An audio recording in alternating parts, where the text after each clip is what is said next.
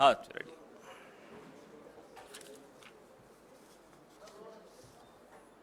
नमस्कार साथियों, अक्सर हम लोग मानते भी हैं, जानते भी हैं कि डॉक्टर भगवान का दूसरा रूप होते हैं और एक स्वस्थ देश, एक स्वस्थ समाज, एक स्वस्थ परिवार, एक स्वस्थ व्यक्ति डॉक्टर ही बनाते हैं।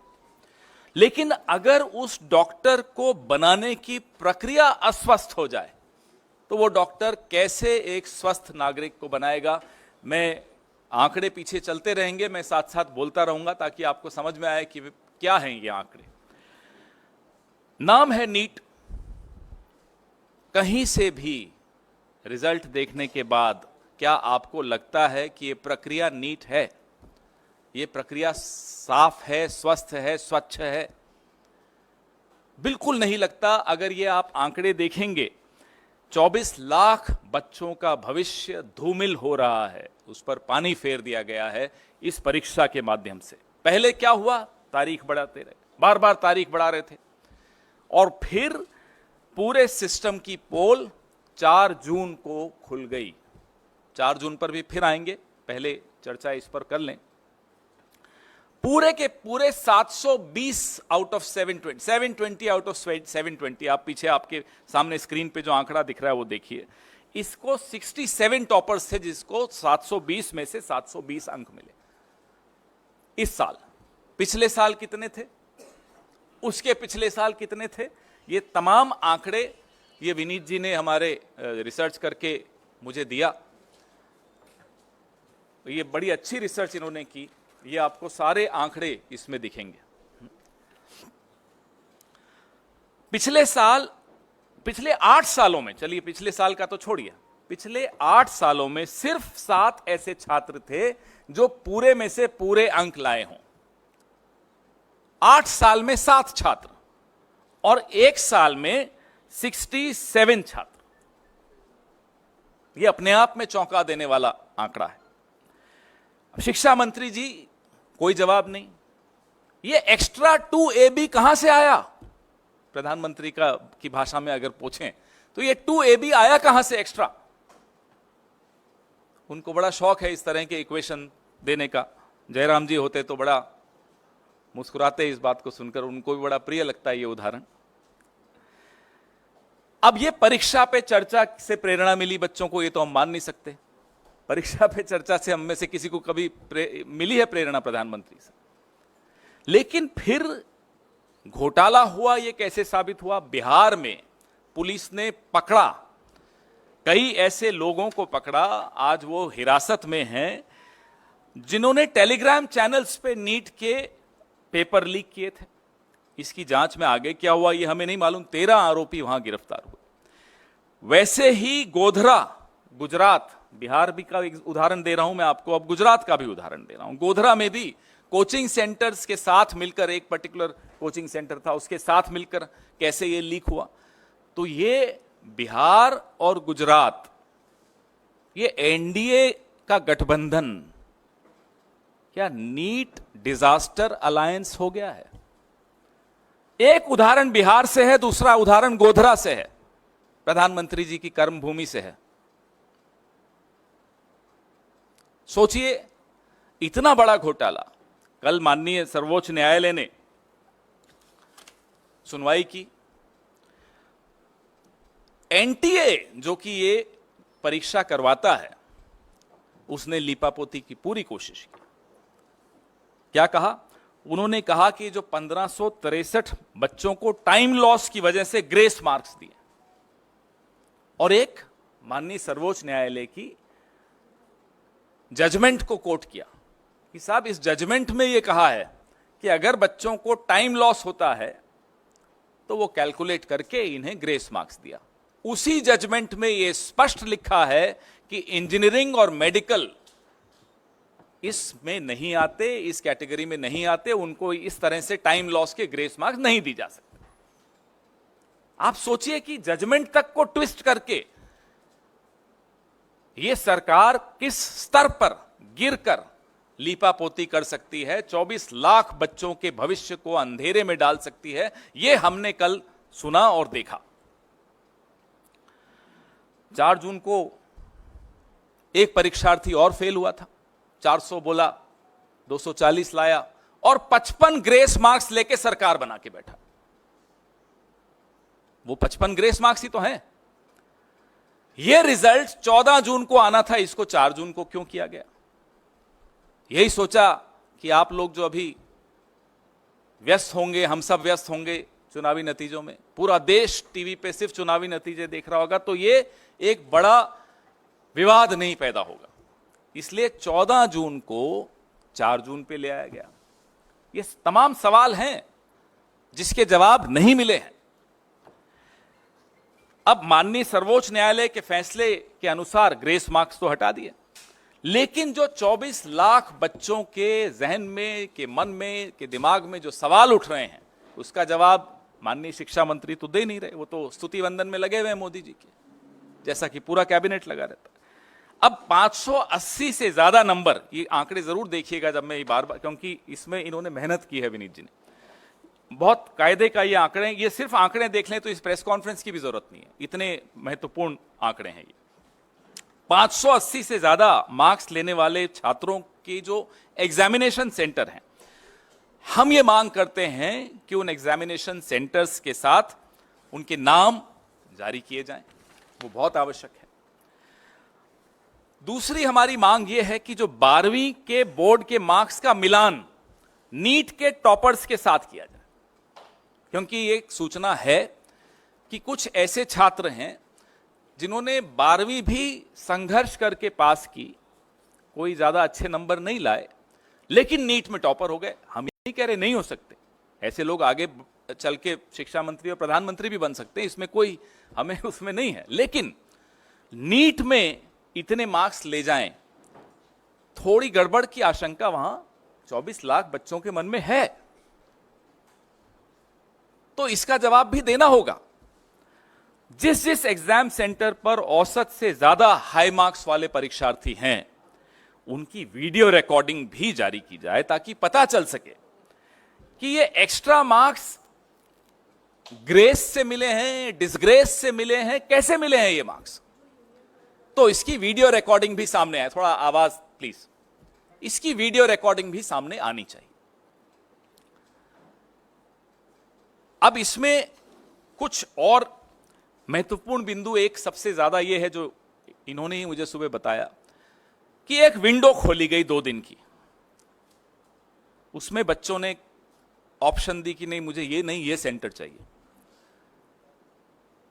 बिहार का एक बच्चा गुजरात के सेंटर में एग्जाम देने जाए, वो भी उस विंडो का फायदा उठाते हुए बोले नहीं मुझे ये नहीं, बिहार का सेंटर नहीं चाहिए, गुजरात का सेंटर चाहिए, 1500 किलोमीटर दूर का सेंटर चाहिए। ऐसे कई उदाहरण हैं। हम ये भी मांग करते हैं कि उन तमाम बच्चों की सूची भी सार्वजनिक की जाए जिन्होंने इस विंडो का लाभ उठाते हुए अपने सेंटर्स बदले, और ऐसे बच्चों की भी सूची सामने लाई जाए जो हैं राजस्थान के और जा रहे हैं केरला, उदाहरण दे रहा हूं, एग्जाम देने इतना दूर जा रहे हैं, ना उनके कोचिंग सेंटर के पास है वो सेंटर एग्जाम का, न उनका जहां वो रहते हैं वहां के पास है, तो इतना दूर जाने की क्या आवश्यकता पड़ी। तो कई चीजें निकल कर आएंगी अगर इसका जवाब हमको मिलेगा तो। एक दुर्भाग्य यह भी है कि रेल मंत्री हो, शिक्षा मंत्री हो, गृह मंत्री हो और भगवान के अवतार खुद हो प्रधानमंत्री, कोई अकाउंटेबिलिटी नहीं लेना चाहता। जवाबदेही का जो एक संस्कृति थी इस देश में, वो लाल बहादुर शास्त्री जी की हो, वो माधवराव जी सिंधिया की हो, वो संस्कृति अब आपको बिल्कुल नहीं दिखती। चलिए इस्तीफा आप नहीं दे रहे, यूपीए के शासनकाल में सिर्फ आरोप लगते थे, बाद में झूठे भी साबित हो गए, आरोप लगते थे और इस्तीफा हो जाता था, जवाबदेही थी। आज वो मंत्री मुस्कुराते हुए आरोप हम पर सब पर लगाता है, इस देश के नागरिकों पर लगाता है कि ये मोटिवेटेड प्रोटेस्ट हो रहा है। थोड़े दिनों में देश विरोधी भी हो जाएंगे ये बच्चे, देख लीजिएगा, इनको राष्ट्र विरोधी कह दिया जाएगा जो प्रोटेस्ट कर रहे हैं। आत्महत्याएं हो रही हैं इन पेपर लीक्स को लेकर, और मंत्री मुस्कुराते हुए कहता है मोटिवेटेड प्रोटेस्ट हैं। कहां है वो जवाबदेही की संस्कृति? Where is that culture of accountability which we saw in the past, even in the UPA era? I am not going to Mr. Lal Bahadur Shastri and Mr. Madhavrao Sindhya ji. Even in the UPA era we saw this. Just an accusation and people would resign. Later, of course, those accusations were proved wrong. Yet there were resignations, there was accountability, there was a respect for public opinion, there was respect for the media. अब वो कहां है सम्मान media का? वो सम्मान कहां है उन लोगों का जो सवाल पूछते हैं? आप इसी पर सवाल अपने सीमित रखिएगा तो उचित रहेगा। प्रेस रिलीज और ज्यादा विस्तृत है, इसमें और आंकड़े हैं, और मैं फिर से मेरे सहयोगी विनीत पुनिया जी को धन्यवाद देता हूं जिन्होंने आज सुबह सुबह ये आंकड़े मुझे दिए। जी, हमारी पहली मांग, जो कि हमें मालूम है बिल्कुल पूरी नहीं होगी, कि जो विश्व गुरु हैं आजकल शायद विदेश में हैं, वो अपना मुंह खोलें, इस पे कुछ बोलें। परीक्षा पे चर्चा करने वाले ढंग से पर्चा नहीं करवा पाते, तो हम उनसे मांग करते हैं कि वो अपना मुंह खोलें और इस पर कुछ बोलें। दूसरी मांग हमारी है कि जो 24 लाख उम्मीदवार 1 लाख सीटों के लिए बैठते हैं, इसमें 55,000 तो सरकारी मेडिकल कॉलेजेस की, ये छात्र अब सरकारी कॉलेजों में कैसे दाखिला ले पाएंगे? इस साल 600 अंक पाने वाले उम्मीदवारों की संख्या 80,468 है। इमेजिन, आप सोचिए, कल्पना कीजिए, 1 लाख सीटें हैं, 55,000 सरकारी सीटें हैं, 600 अंक पाने वाले 80,468 हैं। सरकारी में इनकी एडमिशन कैसे होगी? इसमें एससी, एसटी, ओबीसी, ये तमाम जो रिजर्वेशंस हैं, इन सब का भी क्राइटेरिया है। इस पे कोई, किसी के मन में कोई स्पष्टता नहीं है। हमारी तीसरी मांग है कि अगर सरकार का दावा है कि ये पूरी तरह से पारदर्शी परीक्षा है, तो पिछले साल और इस साल जो 580 से अधिक अंक प्राप्त करने वाले छात्रों का पूरा परिणाम एनटीए द्वारा सार्वजनिक किया जाना चाहिए। 580 से अधिक अंक प्राप्त करने वाले छात्रों के सेंटर्स क्या थे, एग्जामिनेशन सेंटर्स, वो भी सार्वजनिक करने चाहिए, ताकि पता चले कि वो छात्र अपने गृह स्थान से या अपने कोचिंग सेंटर के स्थान से कितना दूर जाकर एग्जाम दिया, और फिर कारण भी हमें जांच करने चाहिए कि क्यों इतना दूर गया। कुछ ऐसे छात्र हैं जो 1500 किलोमीटर दूर जाकर एग्जाम दे रहे हैं, क्यों दे रहे हैं? सेंटर आपके पास में ही है तो भी आप उस सेंटर पे नहीं गए। हमारी चौथी मांग है कि जो बोर्ड के एग्जाम्स हैं, 12वीं के एग्जाम्स विशेष तौर पे, उससे नीट के जो एग्जाम्स में जो अंक बच्चों को मिले हैं उसका मिलान किया जाए। जो टॉपर्स हैं, तथाकथित टॉपर्स जो हैं, उनके अंकों का मिलान बोर्ड के एग्जाम के रिजल्ट से किया जाए।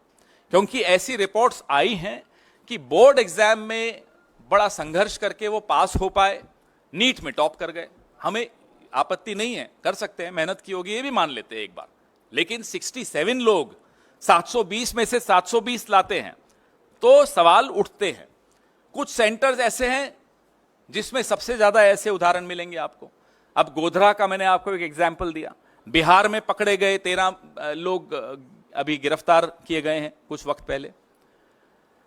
हमारी पांचवी मांग ये है कि जिन सेंटर्स, जो सेंटर्स हाई स्कोरिंग सेंटर्स हैं, उनके वीडियो भी जारी किए जाने चाहिए, ताकि इस घोटाले की पूरी पहचान हो कि जो ओएमआर है, जो भरा गया था ओएमआर, उसका प्रतिरूपण हुआ था या नहीं, ये सच्चाई भी सबके सामने आनी चाहिए। एक जो हमने मांग बार बार दोहराई है, फिर से दोहरा रहे हैं, कि जैसे इलेक्टोरल बॉन्ड्स थे, जब वो सार्वजनिक हुए तो सबको कई सवालों के जवाब मिले। अभी कुछ सवाल बाकी हैं हम सबके दिमाग में, लेकिन फिर भी काफी सवालों के जवाब मिले। फिर एक लिस्ट आई कि ईडी सीबीआई ने कैसे रेड डाली, और वहां फिर इलेक्टोरल बॉन्ड्स के माध्यम से चंदा गया।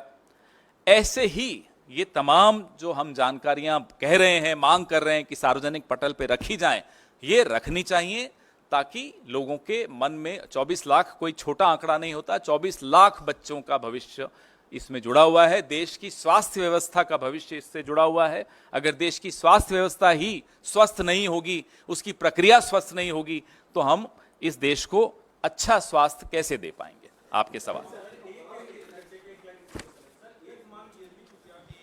जहां एग्जाम सेंटर था उनका लिस्ट बिल्कुल, जो टॉपर्स हैं, खास तौर पे जो ये अंक जो विनीत जी ने इकट्ठे किए हैं, इन अंकों को देखते हुए उन तमाम सेंटर्स की जानकारी जहां सबसे ज्यादा ऐसे उदाहरण मिलेंगे कि 720 में से 720 आ गए, और अगर आप प्रतिशत में देखेंगे तो 720 में से 720 लाने वालों की जो प्रतिशत वृद्धि हुई है पिछले सालों से, 3250% की वृद्धि हुई है। आप सोच सकते हैं। जब विनीत जी ने सुबह मुझे बताया तो मैंने कहा आप पहले भेजिए, मैं मान ही नहीं सकता ऐसा। 710 जिनको मिले हैं, 941% की वृद्धि हुई है। कभी हो सकता है? इसलिए यह सवाल। पवन जी, मेरा सवाल है कि अब सिर्फ नॉर्थ के राज्य नहीं, साउथ के राज्यों में भी इसके सवाल उठने लगे इसको लेकर, एग्जाम को लेकर, और तमिलनाडु सरकार ने तो सीधे तौर पे इस एग्जाम को रद्द करने की मांग की है, पूरे एग्जाम को रद्द करने की। क्या कांग्रेस पार्टी इससे सहमत है? देखिए, इतना अगर बड़ा प्रश्न चिन्ह लग जाए, इतना बड़ा सवालिया निशान लग जाए किसी एग्जाम की प्रक्रिया पर, तो जाहिर सी बात है मांगे उठेंगी, और सरकार को चाहिए कि इन मांगों को डिसमिस किए बगैर सब कुछ सार्वजनिक पटल पर रखा जाए। पवन सर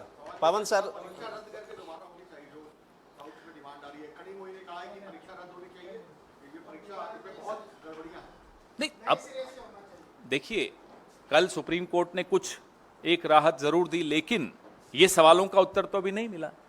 तो जाहिर सी बात है कि उन तमाम बच्चों के भविष्य को ध्यान में रखते हुए ये कदम, जो भी कदम उठाए जाएं, कम है, कदम उठाने चाहिए ताकि उनको एक न्याय संवत भविष्य मिल सके। There should be justice to all the children who work hard, who prepare hard for these exams.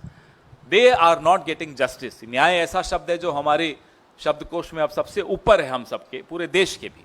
Sir, जो बच्चे जो क्या होनी चाहिए sir? He in fact went on to say that there is a committee that has been constituted where the NTA is investigating whether there has in fact been any irregularity. Why this mad rush to give a clean chit? This government has a very strange habit of rushing and giving clean chits. If there was no leak, what are these 13 people doing behind bars in Bihar? I ask. What about the center at Godhra, where there is evidence of 26 crores being negotiated, and out of these 26 crores, 12 crores was already transacted for exams. This is in Gujarat. So that's what we are saying. Please make public all these details of the centers where these toppers are there, their 12th class results, the videography of those centers, and how many students availed of that window of 2 days and sought to change their centers. Everything will be out with all these when all these details are made public. पवन जी मेरा सवाल ये है कि शिक्षा मंत्री धर्मेंद्र प्रधान है, इसके पहले, इस सरकार के पहले भी वही थे, इस बार कंटिन्यू हुए हैं। आपने जिम्मेदारी की बात की, क्या लगता है जिस तरह से शिक्षा मंत्री बार बार कह रहे हैं कि कोई पेपर लीक नहीं हुआ, कोई गड़बड़ी नहीं हुआ है, इतने छात्रों का भविष्य दांव पर लगा है, आप जिम्मेदारी की मांग कर रहे हैं, क्या शिक्षा मंत्री के इस्तीफे की मांग कर रहे हैं? आपकी जिम्मेदारी लेते हुए इस्तीफा दें? हम मांग तो वो करें जो संभव ही नहीं है। ये लगता है आपको इस्तीफा देंगे? इनको, इस सरकार को, सत्तारूढ़ दल को, जब तक ये यहाँ की देश की जनता और हम लोग मिलकर खदेड़ के नहीं निकालेंगे, निकलेंगे नहीं। अभी ग्रेस मार्क्स से चल रहे हैं, तो इनसे हम इस्तीफा तो लोग जब चाहेंगे इनको निकाल देंगे, चिंता मत कीजिए। लेकिन अगर पटना की आर्थिक अपराध इकाई ने पाया कि 5 मई को होने वाली परीक्षा से पहले ही प्रश्न पत्र पहुंच गए लोगों के पास, वो रैकेट उन्होंने एक्सपोज किया, तो शिक्षा मंत्री किस दावे के साथ कह सकते हैं कि कोई गड़बड़ हुई नहीं? 60 करोड़ तक की लेन देन की खबरें हुई, छपी थी, आप लोगों ने भी पढ़ी थी। 30 से 50 लाख रुपए लोगों से लिए गए एग्जामिनेशन पेपर के। तो ये सब बातें तो अखबारों में ही और मीडिया के ही माध्यम से आई थी। जी, एक एक कर माइक दे दो, एक एक करके। सर मेरा सवाल माइक आ जाए फिर पूछ लीजिए। सर मेरा सवाल इस डेटा को लेकर है। किसको लेकर है? डेटा को लेकर है। आप जो दिखा रहे हैं आंकड़े, उसमें जो चेंज इन परसेंटेज दिख रहा है, इसके पीछे दो जो लॉजिकल रीजंस अभी तक सामने आए हैं वो ये है कि पिछले सालों से इस साल का जो सिलेबस था एनसीईआरटी का नीट के लिए, वो 15 to 20% रिड्यूस किया गया, ग्रेडिंग ऑफ पेपर्स इजी की गई, और जो बच्चे थे, जो आप कह रहे हैं कि 2 दिन का विंडो मिला रजिस्ट्रेशन के लिए, क्योंकि काफी कंप्लेंट्स उस वक्त आई थी बच्चों की कि रजिस्ट्रेशन नहीं हो पा रही क्योंकि वेबसाइट पे लॉक जैम था, तो उनके लिए रजिस्ट्रेशन खोली गई थी एनटीए की तरफ से। तो क्या आप ये चाह रहे हैं कि अब एनटीए जो बच्चों के जो रजिस्ट्रेशंस हैं और उनके सेंटर्स हैं, उनसे क्रॉस मैचिंग करके उनके जो प्रीवियस 12th के मार्क्स हैं और वो भी नीट के मार्क्स है वो क्रॉस मैच करें? क्योंकि सर ये डेटा आना तो फिर मुश्किल ही होगा। क्यों मुश्किल होगा? देखिए, इट्स नॉट सो, इतना मुश्किल नहीं है कि उस 2 दिन की विंडो में, हम उस 2 दिन की विंडो को क्यों खोला गया उस पर सवाल अभी नहीं उठा रहे। हम ये सवाल उठा रहे हैं कि उस 2 दिन की विंडो में ऐसे कितने और कौन से बच्चे हैं जिन्होंने सेंटर्स बदले, राइट? आपने पूछा आंकड़ों पे जो सवाल, मैं अपने सहयोगी विनीत पुनिया जी को कहूंगा कि इसका उत्तर दें। देखिए, बड़ा सीधा सवाल है, सीधा जवाब है कि अगर मार्क्स बढ़ रहे हैं, अगर स्कोरिंग इजी थी, अगर एग्जामिनेशन का टेस्ट इजी था, तो सबके मार्क्स बढ़ेंगे ना। हाई स्कोरिंग मार्क्स तो बढ़ रहे हैं पर डिस्प्रोपोर्शनेटली। जो हाई स्कोरिंग मार्क्स हैं, जिसको आप 600 एंड अबव काउंट कर सकते हैं, उसमें जो इंक्रीज है एक अजीब, ये ह्यूमन इंटेलिजेंस के अगेंस्ट है। जो क्वेश्चन पूछा जा रहा है, जो गवर्नमेंट का जो क्लैरिफिकेशन है, ये भी बिल्कुल बेसिक कॉमन सेंस के भी अगेंस्ट है कि आपका जो हाईएस्ट एंड होता है, आप कभी भी देखेंगे कोई भी मेरिट, जो टॉप पे लोग होते हैं वो कम होते हैं। जैसे जैसे आप नीचे पिरामिड में आते हैं वो नंबर बढ़ता जाता है। हमेशा कोई भी टेस्ट ले लीजिए, 99% लेने वाले बच्चे कम मिलेंगे, 98 वाले उससे ज़्यादा, 97 वाले उससे ज़्यादा, 90 वाले बहुत ज़्यादा, 80 वाले तो बहुत ही ज़्यादा, और 70 वाले तो सब भी होंगे। ऐसे ऐसे पिरामिड चलता है। ये पिरामिड अजीब पिरामिड है, जो ये ऐसे और फिर ऐसे होता है। ये लॉजिकल नहीं है। मैं इसलिए पूछ रही हूँ क्योंकि नीट जो है जी और सीयूईटी भी कंडक्ट करवाती है। अभी तक जी के एडवांस रिजल्ट्स आए हैं, सो उसको लेकर तो कोई भी धांधली, करप्शन या किसी भी तरीके के सवालों का उठना नहीं दिखाई दे रहा सर। देखिए, हमारा सवाल, हम कोई ब्लाइंड एक्यूजेशन नहीं कर रहे, हम एक सिंपल बात कर रहे हैं। Let there be investigation, independent, clear, transparent, clear way से स्टूडेंट्स को सेटिस्फेक्शन मिले। 24 लाख स्टूडेंट्स का सवाल ही नहीं है, उनके साथ जो कम से कम 4 लोग, जो एक बच्चा जब तैयारी करता है तो उसके 4 घर वाले साथ तैयारी कर रहे होते हैं, वो भी उतना ही इन्वॉल्व होते हैं उस एग्जामिनेशन में 2 साल के लिए। जिन्होंने एग्जाम नहीं दिए हैं जिंदगी भर, दुर्भाग्य हमारा ये है कि वो लोग सरकार चला रहे हैं और उनको पता नहीं है कि एग्जामिनेशन का लोगों के लिए इंपॉर्टेंस क्या होता है। जो लोग एग्जाम देते हैं वो जानते हैं कि अकेला बच्चा पढ़ाई करता है, उसके सब लोग तैयारी करते हैं। नंबर 1 बात। नंबर 2 बात, जो अगले साल पेपर देने वाले हैं उनको भी हमें विश्वास दिलाना जरूरी है कि ये सिस्टम, ये ट्रांसपेरेंट है। अगर कोई गलती होगी तो उसको सजा मिलेगी। ये गवर्नमेंट इस तरह से काम कर रही है जैसे कुछ गलती हुई नहीं। हम नहीं कह रहे कि ये हुआ या ये नहीं हुआ। Let government come out with all the data, with all the transparent thing, let there be investigation. As we are reiterating our demand for Supreme Court monitored investigation. That is the demand that we have been putting up for again and again. Thank you. Mic दे दो इन्हें। एक second. कल शिक्षा मंत्री ने जिस तरह से प्रेस वार्ता की, उनके बयानों में काफी विरोधाभास है। एक और कहते हैं कोई गलती हुई नहीं, कोई धांधली नहीं हुई, उसके बाद कहते हैं जो दोषी होगा उसको हम सजा देंगे। साथ ही साथ आप लोग को इशारा करते हुए कहते हैं कांग्रेस गलतफहमी में न रहे, कोई नेक्सस पाया जाएगा तो कार्रवाई होगी। जब आपको उनकी बातों में ही विरोधाभास नजर आ गया तो आप समझ लीजिए कि इन सवालों की कितने महत्वपूर्ण हैं ये सवाल और क्यों इनके जवाब की आवश्यकता पूरे देश को है, ना केवल 24 लाख बच्चों को लेकिन उनके अभिभावकों को भी, पूरे समाज को ये जानना, पूरे देश को ये जानना आवश्यक है कि हुआ क्या, कैसे इतने सारे बच्चों को 720 में से 720 मिल गए और कुछ सेंटर्स पे सबसे ज्यादा ऐसे उदाहरण मिल रहे हैं। तो ये तमाम सवाल जो हम उठा रहे हैं, इनकी जांच और इनकी जवाब आवश्यक है। सर नीट के माइक दे दो इन्हें।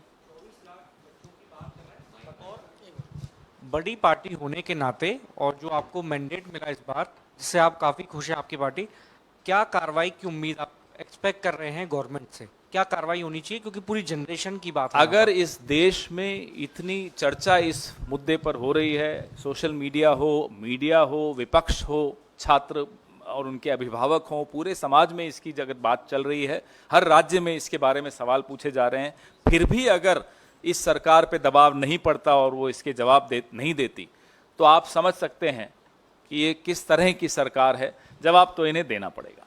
सर हाँ जी।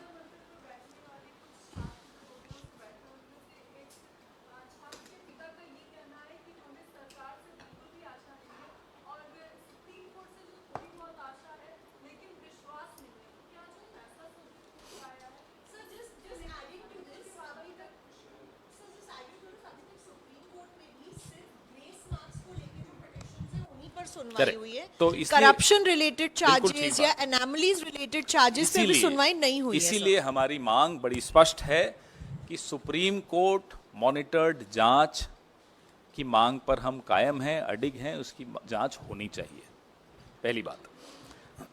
जी नहीं, अभी इसी पे बहुत सर इंपॉर्टेंट। नीट के अतिरिक्त सवाल है। नहीं नीट पे अभी नीट पे ही रखिए, नीट पे पहले खत्म कर लो। हाँ क्योंकि- पवन जी, हाँ, कल मैंने एक सवाल रखा था जिसके प्रॉपरली जवाब नहीं मिला कि एम्स के एक्स डायरेक्टर मिस्टर से लेके कोई सारे बड़े हस्ती इसमें शामिल है, मगर आप लोग किसी इंडिविजुअल का नाम ले नहीं रहे हो, उनके पनिशमेंट की ये नहीं कर रहे हो। सेकेंडली, आपका जो 5 डिमांड है, उस 5 डिमांड को अगर बिल्कुल ही ना माने तो आपके या इंडिया ब्लॉक की क्या प्लान है आगे एजिटेशन की? नहीं, हम बिल्कुल इसको हर स्तर पे उठाएंगे। अधिवेशन संसद का सत्र भी शुरू हो रहा है, हर स्तर पर इसको हम उठाएंगे और मजबूती से उठाएंगे। जो छात्र हैं, उनके अभिभावक हैं, उनको भी हम दिलासा दे रहे हैं कि आपकी आवाज़ उठाने के लिए कांग्रेस पार्टी और इंडिया गठबंधन के तमाम साथी बिल्कुल मुस्तैदी से तैयार हैं। रही बात नाम लेने की, गैर जिम्मेदाराना तरीके से मैं किसी का इस मंच पर बैठ के नाम नहीं लूंगा। हमारे सवाल हैं, जांच होगी, जिसके नाम आने होंगे सामने आएंगे। अभी मुझे बताया कि रजिस्ट्रेशन बंद होने के 24 दिन बाद लिंक खोला, ये भी एक सवाल था। हजारीबाग के जिस सेंटर पर गड़बड़ी हुई वहां 8 टॉपर वहीं के हैं, तो ये लिंक क्यों खोला, ऐसे उदाहरण और किस किस सेंटर पर हैं, ये तमाम जानकारियां जांच से ही निकल कर आ सकती हैं। अभी तो एक आप जैसे किसी मुस्तैद साथी ने निकाल कर दिया, ये भी आप सर्कुलेट कर दीजिएगा। क्या हुआ? इंद्रेश कुमार कौन है? अच्छा, सर पवन जी, सर आप ले रहे सवाल? अब माइक वाले से पूछ लेते, माइक वाले को पूछ लेते। माइक वाले, अगर माइक लेकर भी चुप रहोगे तो क्या फायदा माइक लेने? मैं तो बोलो आपकी इजाजत का इंतजार कर रहा बोलिए ना, था। तो सर आरएसएस के नेता है इंद्रेश कुमार, बड़ा दिलचस्प बयान उन्होंने दिया है। उन्होंने कहा है कि जो अहंकारी बन गए उन्हें 241 पर रोक दिया गया और जो राम विरोधी हैं वो 234 पर रुक गए। प्रभु का न्याय है। तो अहंकारी सीधे सीधे मोदी सरकार को, बीजेपी को कहा है, बीजेपी के बड़े नेता इंद्रेश कुमार ने। इस पर क्या जवाब है? हुजूर आते आते बहुत देर कर दी। अहंकार आज दिख रहा है आपको? मोहन भागवत जी की हमने कुछ टिप्पणियां भी सुनी थी पिछले हफ्ते या इसी हफ्ते शायद बोले थे। ये बीज तो आपने ही बोए थे, बोते बबूल हो, फिर वो बबूल वृक्ष बनता है, वृक्षासन करते हुए भी दिखता है। देखा था ना परसों वृक्षासन का ट्वीट आया था प्रधानमंत्री का। फिर आप सोचते हो उस वृक्ष से आम निकलेंगे, तो वो तो हो नहीं सकता। जब मणिपुर पे चुप थे प्रधानमंत्री, तब बोले क्या मोहन भागवत जी? उन्होंने याद दिलाया कि आपका ये राजधर्म है, आपको बोलना चाहिए। हाथरस पे जब प्रधानमंत्री की पार्टी जो कर रही थी आपके सामने था, तब बोले मोहन भागवत उनको, टेनी पे बोले हों, किसानों पे बोले हों, अग्निवीर पे बोले हों, बिल्किस बानो पे बोले हों, अखलाक और पहलू पे बोले हों, कन्हैयालाल टेलर के हत्यारे भाजपा के सक्रिय सदस्य थे, जब ये बात सामने आई उस पे मोहन भागवत जी कुछ बोले क्या? अब बोलने से क्या फायदा, इंद्रेश जी हो या मोहन भागवत जी हो, कौन सुन रहा है? अब तो मोदी जी ने उनको अप्रासंगिक बना दिया है, और जो रही सही कसर थी 10 साल की, मोहन भागवत जी की चुप्पी ने उनको अप्रासंगिक बना दिया। जब आप अप्रासंगिक बन गए, अब आप बोलते रहिए, कौन सुन रहा है आपको? क्या कहते हैं वो, नक्कार खाने में तूती है, बंदने दीजिए, कौन सुन रहा है? इसी में एक और थोड़ा सवाल है। इंद्रेश कुमार ने ही कल ही कहा अयोध्या के पूर्व सांसद के लिए कि लल्लू जी ने जनता पर बहुत जुल्म किए। भगवान राम ने कहा इस बार रुक जाओ, अगली बार 5 साल के बाद तुम्हें देखेंगे, तुमने जुल्म बहुत किए। इनकी बातों को कौन गंभीरता से ले रहा है? मोदी जी खुद नहीं लेते इनकी बातों को गंभीरता, हम क्यों लें? पवन जी, जिस तरह से राहुल गांधी जी ने लोकसभा सीट चुनने को लेकर कहा है, क्या वायनाड सीट से प्रियंका गांधी वाड्रा आप चुनाव लड़ेंगे? कमाल के सवाल पूछ रहे हैं। नहीं, उन्होंने कहा कि 2 सीटों में से एक। वो तो कोई भी 2 सीटों पे नहीं रह सकता, एक पे ही रह सकता है, उसमें क्या कोई नई बात है, बताइए। पवन जी, जिस तरीके से एग्जिट पोल आए और उसके बाद में जो रिजल्ट आए, रिजल्ट में कांग्रेस पार्टी की ओर से माना जा रहा है और देखा भी जा रहा है कि कहां 52 से आप 99 पर पहुंच गए, 234 का आंकड़ा आपने छू लिया। कई राज्यों में बेहतर प्रदर्शन किया, खासकर उत्तर प्रदेश में, लेकिन छत्तीसगढ़, मध्य प्रदेश, उत्तराखंड, हिमाचल ऐसे राज्य हैं जहां बिल्कुल शून्य पर आ गई कांग्रेस। तो क्या कोई जवाबदेही, जिम्मेदारी भविष्य में संगठन को लेकर के तय होगी? क्या बदलाव होंगे जहां आपने जाहिर सी अच्छा बात नहीं किया है? विक्रांत जी, जाहिर सी बात है कि जहां हमारी प्रदर्शन अच्छा रहा है वहां की भी रिपोर्ट लेते हैं कि क्या ऐसा किया जिससे हमें लाभ हुआ। जहां प्रदर्शन अच्छा नहीं रहा वहां की भी रिपोर्ट लेते हैं। ये तो हमेशा ही होता है, हर पार्टी लेती होगी, मैं ये मानता हूं कि यहाँ क्यों हमारा प्रदर्शन अच्छा नहीं रहा, कहाँ कमी रह गई। कई एस्पेक्ट्स होते हैं, कई कारण हो सकते हैं, हर कारण का विश्लेषण करना आवश्यक है।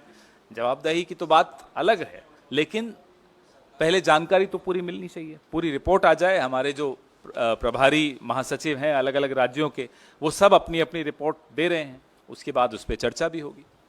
पवन sir, sir Kuwait fire incident के बाद में आज बॉडीज इंडिया पहुंच गई हैं, उसको लेकर लेकिन पॉलिटिक्स हो रहा है। केरला में जो हेल्थ मिनिस्टर है उन्होंने ये बात बोली है कि हम लोगों ने परमिशन मांगी थी, हमें कंसेंट नहीं मिला कुवैत जाने का। ज़्यादातर जो बॉडीज़ हैं वो केरला से बिलोंग करने वाली, उनकी फैमिलीज वेट करें, लेकिन हम लोगों को वहाँ जाने का मौका ही नहीं दिया इस सरकार ने। इस पर आपको क्या कहना है? बहुत ही हृदय विदारक घटना हुई जिसमें हमारे भारत के कई नागरिक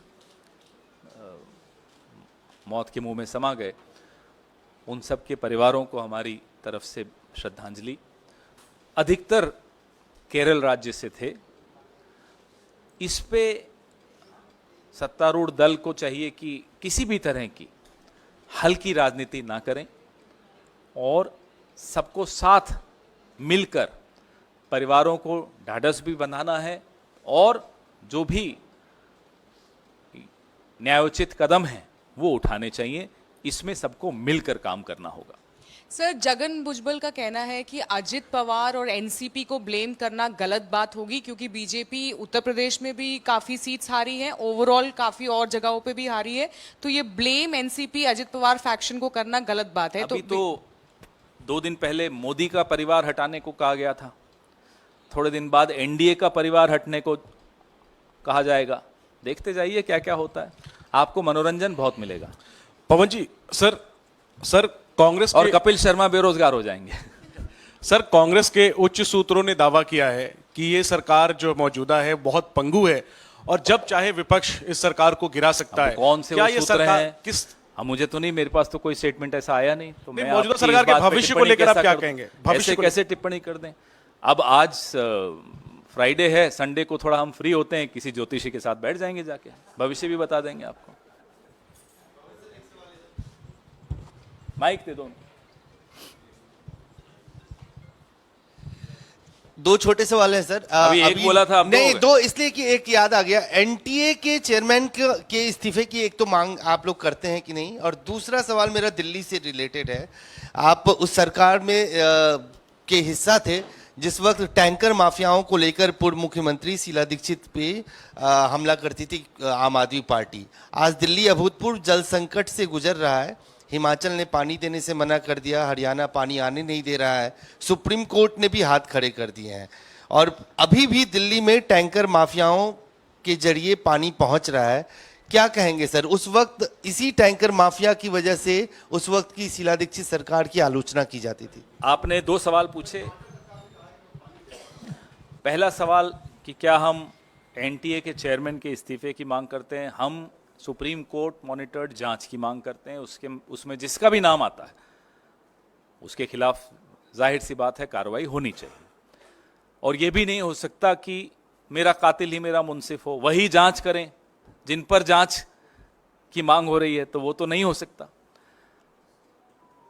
जब दिल्ली सरकार में शीला दीक्षित जी की जो कांग्रेस सरकार थी 15 साल थी, सोनिया विहार, वाटर ट्रीटमेंट प्लांट, ऐसे अनेक कदम उठाए गए थे जहां राजधानी में जो हर साल पीने के पानी की किल्लत होती थी उसको काबू किया जा सके और बहुत हद तक सफलता भी मिली थी।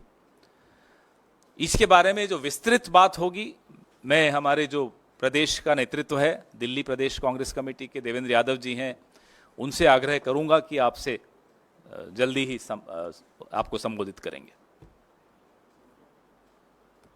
हो गया?